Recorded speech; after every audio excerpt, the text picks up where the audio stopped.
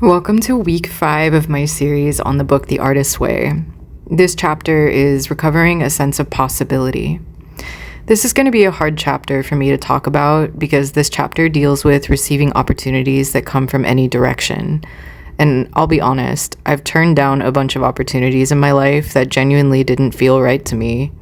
And maybe it is self-sabotage, like Julia Cameron says.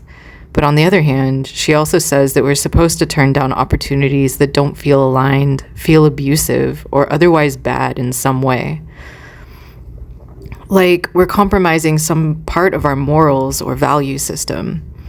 I still question my judgment a lot of the time, whether it's a teacher that just doesn't feel right for some reason, or a potential partner who feels like more of a network opportunity than a real connection. I feel stupid sometimes at how many standards have led me to turn down some really objectively good opportunities that felt bad in my body. But this chapter also says that God or the higher power is not stingy, and there's no limit to the opportunities that can fall in your lap. And maybe I'm naive, but for me personally, I feel like my work suffers a lot when I compromise what I need. Even when I'm broke as hell, my work gets better when my autonomy and personal freedom are intact. Your mileage may vary. Everyone is different. I can't speak to what will work for you. I only know what is going to work for me. Which is why it's so important, as you're on this journey, to listen to your own feelings. For me, the improvement in my work is what matters. In this chapter, Julia Cameron says that the opportunities can come from everywhere. Your neighbor, the dentist's brother, etc. Help can come from any direction, and our job is to be open to it. Cameron says we have to shift toward being dependent on the universe for provision, and I really never used to understand what this meant. I used to be more rigid and wanted things to be a certain way. But in the last year, I've come to understand that to really grow, I had to learn to find inspiration in anything and everything that was around me, even if I'm broke, stressed, or alone. But being dependent on the universe and using whatever it provides paradoxically can free us from every other dependency on any person, place, or thing, and be open to resources coming through any channels.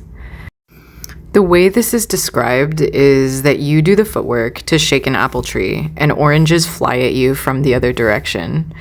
I think this is the hardest part of being an artist for me because I have a tendency to just say, never mind, universe, I'll do it myself. And then I grind so I can go buy the apples because I don't know how to use oranges to make apple juice or to get what I need. But Cameron advises against this virtue trap too.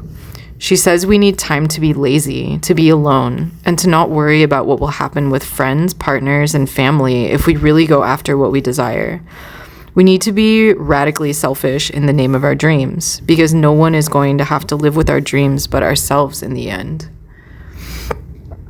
Anyway, if you want to join me on this journey through The Artist's Way, you can pick up a copy of The Artist's Way at bookshop.org, and a link to it is in the description below.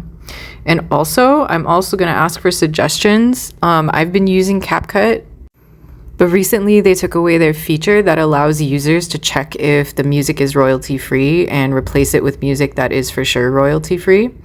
So if you have any good suggestions for low-maintenance, free, versatile video editing software, please let me know in the comments below. Thank you guys so much.